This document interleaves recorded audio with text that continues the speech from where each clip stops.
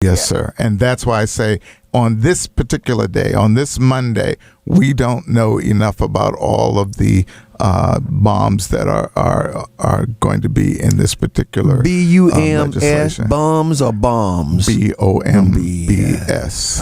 Ricky, you still there?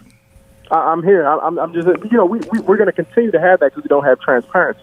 They're always going to dabble something out in our face, such as, schools or supermarkets. And that was my frustration this morning. We still don't know all of the details. All we're doing now is having an ad campaign to say we solved a problem, or we think we solved a problem with respect to Pimlico.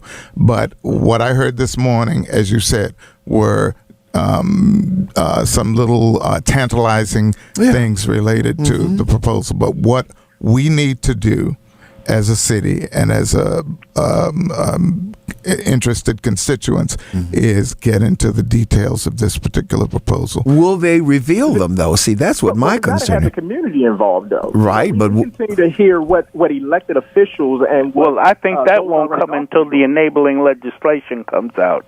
So what I'm saying is we should have had a sit-down, a round table with those in the community or those from different associations in the community, seeing as far as or explaining what they would like to see. And we don't have that. That's what I mean when I say transparency. We only hear and see what those already in office try to kind of dangle in front of us. But I go to the park. I go to some of the associate meetings up there. And so what I'm saying is when you don't have the community involved or the association involved to say, hey, well, what do you? I know for a fact that if that meeting would have been in front of some of the associations up in the Park Heights area, you would have had individuals say, we want to see in writing that this amount, how many jobs are you going to open up? Is it going to be 500 jobs? We want to see 300 jobs from this community right here. I guarantee if you would have opened that up to the different associations, you would have had a different outlook or different views that we're only getting from those already in office. Well, I can tell you this from my experience working in that area. There's roughly $200,000 or $300,000 going from the lottery money for English as a second language. And guess who the English for second language is? Ain't nobody saying nothing. No, you mean above Park Heights? It's not for no Mexicans. It's not for no Latinos. It's for the Russian Jews that are coming in. That's where that money is going. So they're prepping those places, trust me, and they're going to put their family and their people into those. I see it coming. Those synagogues are still there. They're now Baptists and churches and stuff. But remember what I'm saying to you all those old black churches in there that are dying. Yes, they're dying. And I tell you, there won't be anybody coming to them in the next 5 to 10 years. Many of them will be vacant, and they're going to revert back to the synagogues that they were when the people bought them. All right, Ricky, we've been trying to get in touch with you. Hopefully someday you'll return our calls. Have a great day, man. Gene, welcome to Patrick Henderson's Meet the People. Do you have a question or comment? Yeah, I've got a couple of, comments in reference to, do you remember, Patrick, you say, you're tying all the things together. Remember Dr. Lindsay Bean? Mm-hmm, of course. Interview with Dr. Lindsay Bean? Yes, sir. Okay, so genocide, she talked about that. And then, briefly down in the court where the judge gave the little girl the Bible, and they just shot the black man in the face and killed him. You see, Jim Crow, right? And do you remember Booker T. Washington? This has happened before. Who did Booker T. Washington go to? And do you remember the Atlanta Compromise? Who did Booker T. Washington go get the money from? Andrew Carnegie, Henry Ford, and what was General Electric is the guy who did the light bulb, Thomas Edison. And this is the same thing that's going on in Baltimore. We get some crumbs from the table from the quote unquote white people. And this is all that's going on. We're literally living and have not gotten out of Jim Crow in Baltimore. No, I totally agree with you. But then I believe, was it Roosevelt that was the president during that time? Or it was one of them, was it Teddy or was it Franklin? Teddy. It was Teddy. Yeah. Yeah. The election of 1912. Okay. And the Bull Moose Party. Right. Remember, he promised he wasn't going to run again, and then when he did run, the party didn't back him, and that's how Woodrow Wilson got in eventually. God help us, and that was exactly. So this is going on. We're literally reliving history right now, and to me, it's a sin and a shame because we talk about Dr. King, Martin Luther King, but we never talk about Booker T. Washington. Yes, when we talk of terms of Booker T. Washington, this is how we talk about him. Well, we need to train our kids how to be carpenters. Vocational, yes, sir. Vocational, blah, blah, blah, right. which is wonderful. Right. But the mindset is the same because the solution is the same. It's a Jim Crow concept. It's accommodationalist Negroes who are running this city, and that's why we're always talking about, well, we need to sit at the table, we need to come together. You need transparency, but transparency ain't going to come because they're going to keep fooling us. They say there's a bait and switch, and that's why we're still in the same shape. But again, what we're doing is we are voluntarily going along with it. I agree with you. Thank you so much. I agree with you 100%. Bubby's calling back. Bubby, what else you got to add to what we were talking? I just want to let you know, Patrick, in relation to Park Heights, between the Baltimore City Housing and Community Development and between Governor Hogan's core program, they spent over $13 million buying people out and developing the homes up there. But you must be very careful, and you must think with a critical eye. Who is the director of housing and community development? Do you know who that is? Janice Abrams, right? No, who? Michael Brazelman. Michael Brazelman, who was there with Henderson and Graziano, and Michael Brazelman, I remember years ago, he sat on that Jewish council up there at the Jewish Braverman's one of O'Malley's people. Yes, indeed. Yes, indeed. He been around 30+ years, and he's still in the mix. And he's making the calls for housing and urban development. Remember, due to Graziano, they thought he had too much power. What he did, they split the two agencies: executive director and commissioner. Michael Brazelman is the commissioner. But let's be perfectly clear: once them houses get built up in Park Heights, the tax is going to go up. The people won't be able to afford to live there. Sir. And keep in mind, Sinai is doing a senior citizen apartment building on the 4700 block of Park Heights. Sinai already owns half of the development of the demolished land up there now. Wow. See, right. So we must be very careful. We must ask Joan Pratt to audit the books and shorts. One of your callers said it perfectly clear. Where's the money coming from? Gotcha, Bubby. Thank you, man. We don't normally take two calls from a person, but whenever you call in, you got a line, my brother. Thank you so much. We've got Paul on line 4. You're listening to Patrick Henderson's Meet the People on WOLB 1010 Baltimore. Paul, welcome. Do you have a question or comment? Yeah, how you doing? We're well. How are you, sir? Good. You know, with all that area up in Park Heights and Liberty Heights, and y'all going to watch and see. It's going to be a long time coming. You know what I mean? A long time coming, because everybody is so excited and think something's going to be improved overnight. It's not going to happen like that. Why do you say that? Happen like that. Why? But let me tell you. Let me move on to another point. Okay. If I was mayor of the city, if we have meetings, I don't care what kind of meeting it is. It could be city council meeting, any important meeting doing with financial things. I would have ordinary people like Bubby and some other people be in on the meetings. So when all this underhanded deal takes place, you can say, well, I had people in there. Now, y'all heard it. They won't be take out all the lies and the scheming. If you was mayor, you wouldn't be afraid to do that. Yeah, right. No, that's too right. You're right. You're absolutely right. Yes, I have people like you, Bubby, Fred, anybody that's honorable, going to tell the truth, sitting on the meetings, everything that's approved, that's financial, they heard it too. So yes. when it don't get done, they got proof so you can see where all the lies are coming from. Yes, sir. Where all the money is going. Yes, sir. Yes, sir. But they won't do that. No. Somebody on radio said this morning that Jack Young should get all the credit. You don't know what Jack Young said a year ago when he was president of the council, or 2 years ago. There's no proof of negotiation that he may have been in. You don't know.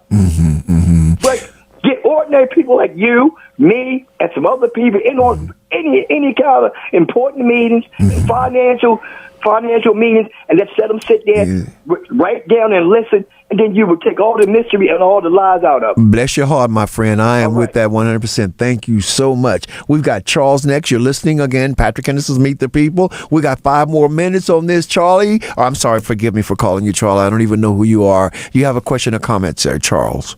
I have a comment. Yeah, well, we haven't factored in the tariffs that Donald Trump has instituted.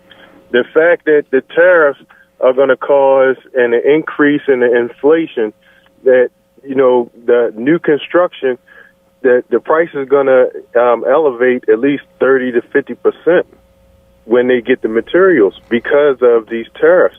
So I don't. Oh, tariffs. We thought you said.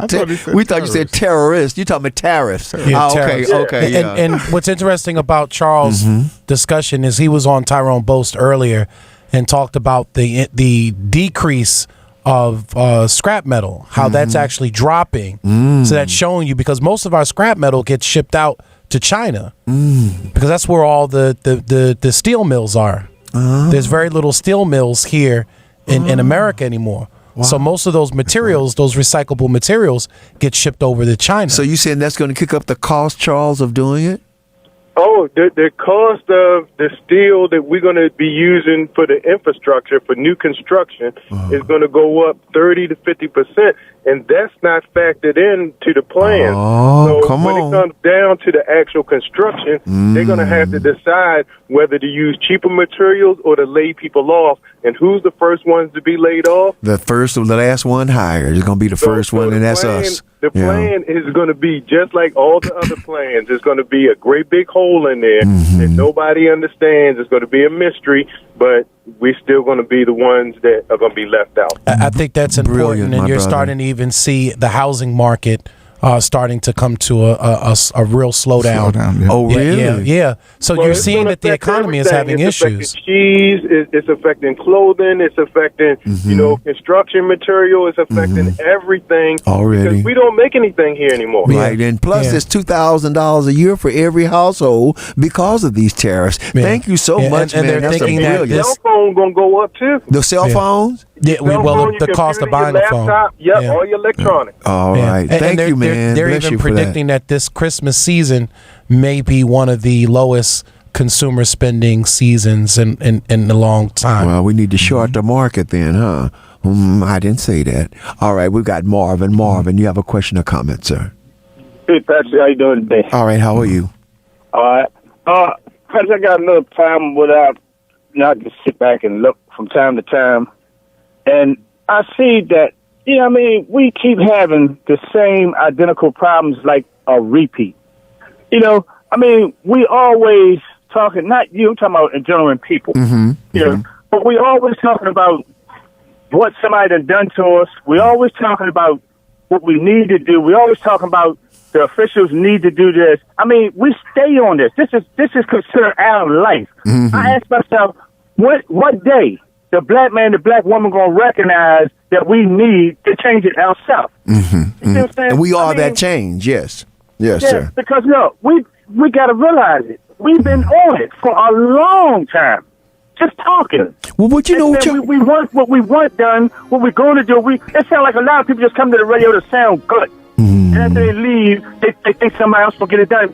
Man, the truth is, we're going to have to get our own done, man. Man, listen, but we can't do it unless we come together, though, Charles. That's the thing, man. We won't. We'll find flaws with each other and stuff, and I got my little corner, and Marvin, I'm sorry, and we end up. You're right, though, Patrick. You're right. All right, man. Bless you. Thank you for calling. I agree with you 100%. We got to go to a commercial here, a break time. You're listening to Patrick Henderson's Meet the People on WOLB 1010 Baltimore. Don't you touch that dial, because we finna talk about Amber Geyer.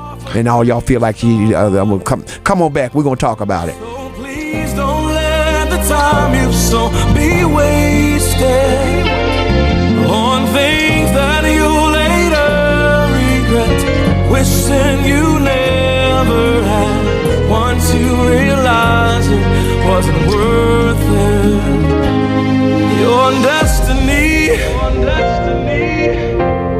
is too important to give up for anything. The new 1010 WOLB with talk in the day and soul at night. Welcome to the Heights Radio Show, where we focus on positivity and solutions. With your host, George Mitchell. Tune in every day, Monday at 3 p.m. to 4 p.m., Tuesdays 11 a.m. to noon, Wednesdays noon to 1, Thursdays 5 p.m. to 6 p.m., and Fridays 2:30 p.m. to 3:30 p.m. on WOL 1010 a.m. to hear not what's wrong with our community, but what we can do to improve our community from the perspective of the people in the community. The Heights is a radio program for the people by the people. Spread the word. Or check out foreclosureassistantmd.com. They are a debt relief agency helping people file bankruptcy under the bankruptcy code. Now let's get right to the point. If you want to legitimately have an assisted living business, you need the necessary training so the state officials won't shut you down. Call the One Stop Training Center today at 443-810-3663. The One Stop Training Center provides all you need to know on how to set up assisted living facilities. You know, the rules and regulations. You need key training courses like Assisted Living Manager, 80-hour and 20-hour courses, initial and annual in-service training, CPR and first aid training, and more. To be legit and making money tomorrow, call today, 443-810-3663. That's 443-810-3663. Or go to onestoptrainingcenter.com. Mary Palmer, founder and CEO, has trained countless people and made them ready to regulate their assisted living business in compliance with the laws of the land. Stop procrastinating and call today. 443-810-3663. That's 443-810-3663. The One Stop Training Center will train you today. WOLB Baltimore and WERQ FM HD3 Baltimore. The views and opinions of the guest and host you hear on 1010 WOLB are not necessarily those of the staff and management of Radio 1, its sponsors, or advertisers. It's done unto you as you believe. Welcome back. We want to keep going here, right? Keep going. Sean, we're going to go to you right quick. You're listening to Patrick Henderson's Meet the People. Sean, you got 1 minute. Tell us what's up. Good afternoon. Good afternoon, sir. Thank you. I'm not sure if you all went into detail about the proposal for Pimlico, but I was able to check out some of the detail, and I just wanted to comment on the fact that it's not as good as it seems. Part of this proposal is eliminating the one portion of Pimlico that's been increasing revenue over the last few years. They are eliminating the horse training facility from Pimlico and relocating it to Law. Right. We talked about that. That's important. Okay, so if I missed that, I apologize. Okay, it's okay. But what is the significance? What is the significance? Why is that a great takeaway from us? Why do you feel? Because that is revenue for the Pimlico racetrack all year round. Oh, okay. Now, another thing that I noticed is that they're eliminating the spring meet. The only day that this track is going to be open now for racing is Black Eye Susan Day and Preakness Day. They're eliminating the entire spring meet, which used to run all of April through the Preakness, but now it's just a few weeks in the end of April and the beginning of May. Which takes they're away eliminating the opportunity that we have to go witness live racing. I use the track all 12 months of the year. Wow. So it's some things in that we should probably consider reviewing further. That's all I want to say. Who do we address this to? That would probably be the Maryland Jockeys Club Association, because I was only made aware of this last year, that the training side was increasing revenues each year. And now they're taking it away. And now they're taking it completely away. And I doubt many of the horse people will want to travel to Law. They like Pimlico because of its central location and other things. Right, That's exactly. part of it that we need to consider. Thank you so much for that information. We're going to go to Julius, I believe it is. Julius, welcome to Patrick Henderson's Meet the People. You got 1 minute. Thank you for calling. Thank you for having me. And it's joyous, by the way. Okay. But I'm calling because I was listening, and I'm disheartened by all the stuff that's happening. I do believe one of the callers, I believe it was Bobby, who stated that there needs to be an oversight committee. Bobby, yes. There needs to be an oversight committee over the city council of Baltimore City. Come on in the room. Because the backroom deals that are cut, they don't come forward. But if there's an oversight committee for where they get their, who is backing them, who's lobbying them, who's really, and that's fully disclosed, we wouldn't have a healthy Holly mess. We wouldn't have these things that are going on that's really slapping black folks in the face, and it's really consistently over and over. Over and over again, and it's really frustrating to me because we have integrity. Yes. There are black folks in Baltimore City that have integrity. Yes, ma'am. And to take that away, to make it look like that the whole system is corrupt.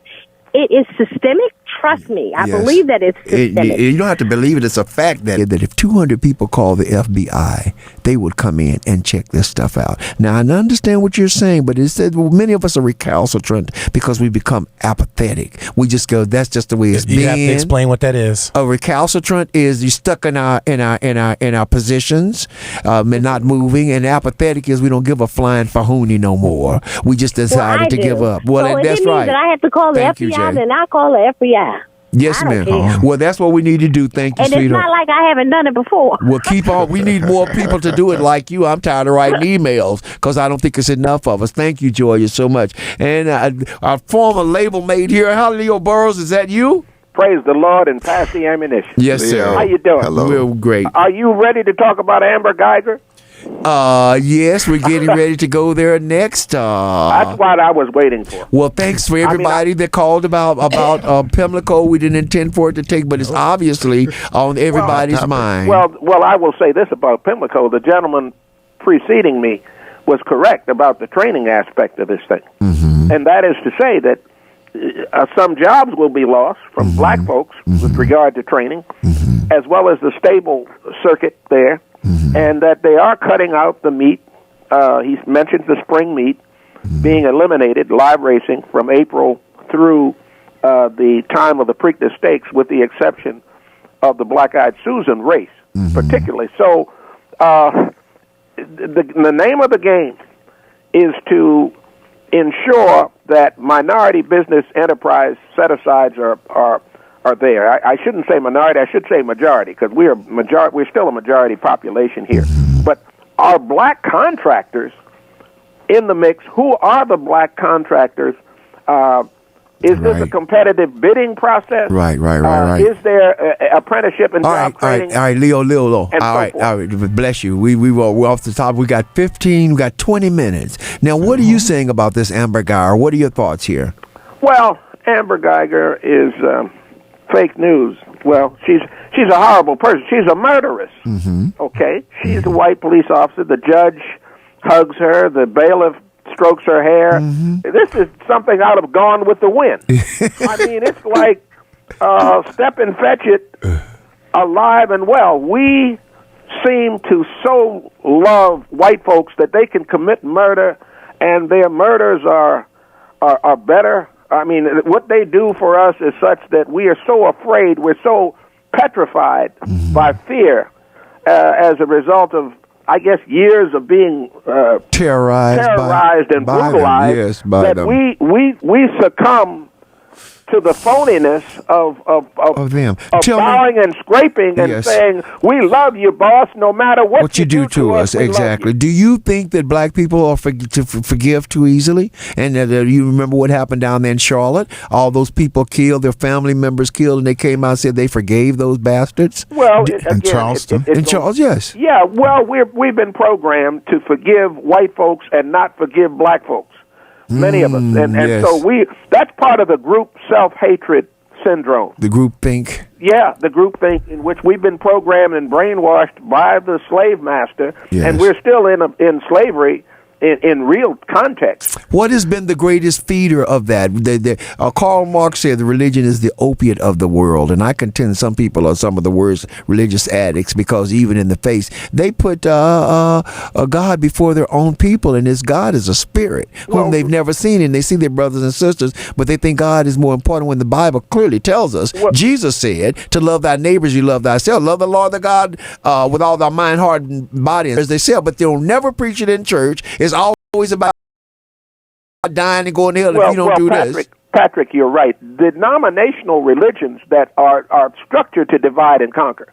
We've got so many different denominations, and all roads lead to the one and only God, but we've got 20, 30 different denominations which are designed designed to divide and conquer and keep people from unifying. All right, thank you so much. I'm going to get Eric, and Eric, you got a question or comment, sir? Yeah, comment. How y'all doing? We doing good. Come quickly, sir. All right, so man, it's just so much just wrapped up in with this case. So the brother who was the witness that they assassinated, that's what it was. Shot him in the mouth. You shoot him in the mouth, and then you So this lets you know what kind of people there's not just in Baltimore, Maryland, but in every state, the kind of people that you are dealing with. They say he had no known enemies, right? So zero. So you get ex-gang members, drug dealers, and you can X them all out of the picture. So who then leave next? Well, the police took her to another county. They say, 18 hours away so she could turn herself in? She turned herself in 3 days later so she can try to get her excuse together. I mean, come on. Then but wait a minute, hold on. Then what else did they do, James? What did they do to her hair? They turned it blonde. So she went from dark hair. She went from brunette to blonde. So she could be a white damsel in distress. Yes. Right. So all of that lets you know that it was a tactic. They was trying to get her off, knowing that full well she killed this man innocently in his house eating ice cream. I don't understand how the brother or the family said, "I forgive you." I can't, man. Understand because the medical examiner said that the trajectory of the bullet was downward. Which means that man was sitting on his couch, and if it was facing downward, that means you aimed downward towards him. He wasn't coming at you. So she told a bald-faced lie, and the family sit there and ate it up. I think that, yes, there's something that's going on with Christianity and our people. We keep on forgiving everybody. If they actually read the Bible in its totality, the Bible is a very bloody book. Yes, sir. And them Jews took revenge. Yes, they did. He put in a lot of work. They smote their enemies. He told his people that sometimes you gonna have to pick up the sword. I mean, and that's what it is with our people, man. We not gonna change. Nothing gonna change until we fight back. Well, absolutely. Well, I thank you so much, Eric. And also remember that the woman who filmed part of this, the arrest and everything, she got fired from her job. And that was a black woman. That was a black woman. So every black person that's been involved in this case, something bad has happened to them. You know, I grew up in Dallas. And in 1963, they killed John F. Kennedy. And I will hold to this day that was the only state in the Union that could have gotten away with killing the President of the United States. Oil and God. When you mix oil and God together, Kennedy didn't want the Vietnam War. Oil. Come on. Let's talk about it. And so I still Dallas is one of the most corrupt places, which is one of the reasons I am reluctant about moving home. My family wants me to move home, but I tell you, I just don't think I would survive because they probably would end up knocking me off real quick, especially if I got a radio show. And I look at the judge. The judge came and gave her a hug. The brother gave her a hug, and I'm saying if you reversed this situation, and this were a black woman or man, would there be hugs? Would there be the forgiveness? Yes, I agree with you. I'm going to read this, written by a white woman. She says, "Dear white people, about Botham John, forgiveness, justice, and cheap grace. Yesterday, we watched the sentencing of a white woman, a former cop, convicted of murdering a black man named Botham John in his apartment, unarmed, eating ice cream. She received the very minimal sentence of 10 years, following which the brother of the murder victim gave her a big hug and said he forgave her. Many Christians applaud that hug, saying it was an extraordinary act of grace on his part. Having never walked in his shoes, I will not judge him. However, as a white woman, also a former cop and Christian theologian, I will judge the way so many of us in the white community are so quick to applaud black people for forgiving white murderers. We did it following the Charleston 9, and here we go again. We are quick to point to the way in which Jesus forgave his own killers, even as he suffered on the cross, and we hold that up as the model for victims to adhere to today. But wait a minute, is that fair? As we usually do with Bible stories, we cast ourselves in the role of Jesus, but really white people in the U.S. and the United States are the Romans in this story. We are the crucifiers, not the crucified. The defenders of brutal empire who perhaps feel a little guilty at the scene of yet another lynching taking place in our name. As such, we hear, Father, forgive them, as good news, even though we have killed Jesus and brutalized his people, we need not really fear hell. Even the victim himself does not hold us accountable. We are innocent. We did not know what we were doing. Good news, right? Wrong. Forgiveness without repentance is what theologian Dietrich Bonhoeffer, quoting Adam Clayton Powell, called cheap grace. He lets us believe we are all off the hook for our evil without demanding any real change on our part. In the case of the murder of Botham Jean, cheap grace has us white people maintain our sense of innocence and goodness without first facing up to the role we all play, knowingly or not, in maintaining systemic racism. In this case, it allows us to avoid looking at the particular brutal history of black men and white women. We don't have to think about the thousands of lynchings, unjust crucifixions just happened in our country due to black men being unjustly accused of raping white women. We don't have to think about the way in which white women to this day are seen as fragile and innocent, particularly they are make themselves blonde, like this woman did, Amber Guy did. While black men are perceived as threatening and dangerous even when they are in their own home eating ice cream. In other words, we do not need to see, let alone repent of our sins. But in the gospel, is that grace? I say no. Let's look at the Father forgive them scenario again of Jesus of Nazareth, who lived as an oppressed Jew under Roman occupation, is like many before him being crucified as many as an enemy state. Side note, all of you chomping at the bit to inform me that Jesus' crucifixion lynching was not political because he was dying for our sins need to hold off until you read some of the upcoming posts about the racist roots of Anselmian substitutionary atonement theory. All of you likewise want to blame the Jews, need a lesson in the history of Christian and anti-Semitism. All of you who similarly want to say we are all equally guilty of sins regardless of race need to read a history book. Have I covered all the loopholes? I will get back to them. Today we are talking history. So Jesus has been persecuted by Romans all of his life for preaching good news for the impoverished and oppressed people of Rome, and now hangs thousands on the cross, which Dr. James Crew identified as lynching trees. They called them crosses, but he called them lynching trees, designed to support Roman supremacy. Note that in every one of these passion narratives, he has very little to say about to his oppressors. At this point, he is done talking to his oppressors. Notice all that Jesus does, not forgive them. He asked God to do so. Jesus didn't say, look, I forgive them. He said he asked who? God to forgive them, to do so. Notice furthermore that he essentially writes them off as ignorant, because for they know not what they do. Forgive them for they know not what they do. Yeah. That's what he said. But he didn't forgive them. Yeah. That's the part I want y'all to hear. Jesus did not forgive them. He asked God to do it. How long were you gonna keep asking asking them to forgive them, and then asking God to forgive them? And God, please, you need to let God forgive them, and you need to do something about their butts because they have no intent. We got to make them feel comfortable. That's what it is, just like them people did. All right, we got a new segment we'd like to introduce to you right now. Can we get it rolling, Jason? You ready?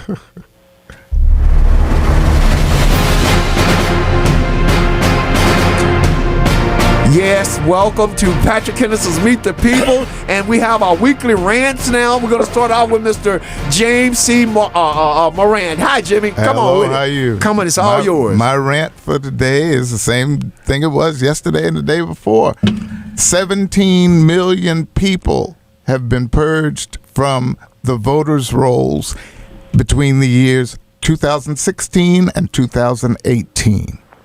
600,000 more are getting ready to be purged from Ohio, They've already done 600,000 before, so that's going to be 1.2 million in Ohio, which contributes to the 17 million.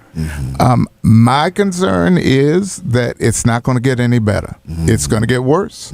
And my pet peeve is that we have citizens of Baltimore, citizens of Maryland who are not paying attention. Yeah. And starting with the governor. It's starting with the governor.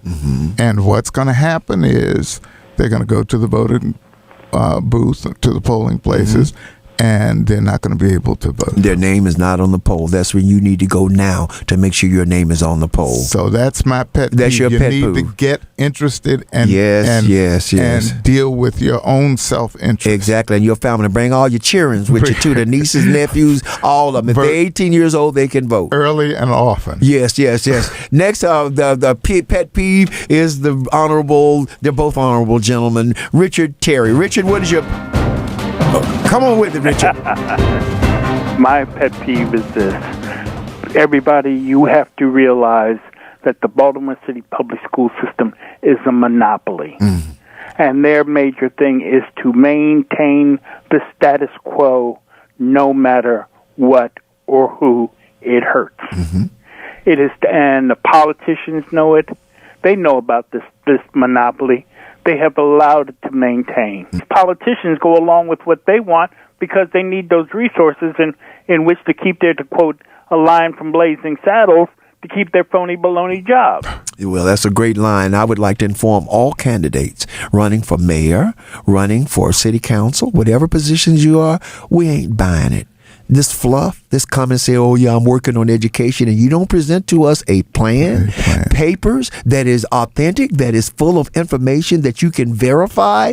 Listen, we're not buying it, man. Lady, whoever, I don't care who you are running, Republican or Democrat, we are not buying. And we promise you that we are going to come against you until you come and show the people what you're going to do and sign a pact stating that you will not be sold out to the best buyer. Is that it, Richard? Well, let's put it this way. They know what the numbers are. And they know that they're not living up to the tenets that are in the Maryland Constitution, the Maryland Annotated Code, and the Code of Maryland and Code of Maryland regulations. I want to give you a little gravitas or a little shout out here. It was Richard Terry who discovered that this thing about moving the police academy away from where it present is, they could not do it because of the COMAR, which is the laws by which the police have to operate. Am I correct, Richard? Well, every agency is under COMAR. Is under COMAR, but COMAR said it wasn't. And then they went and took it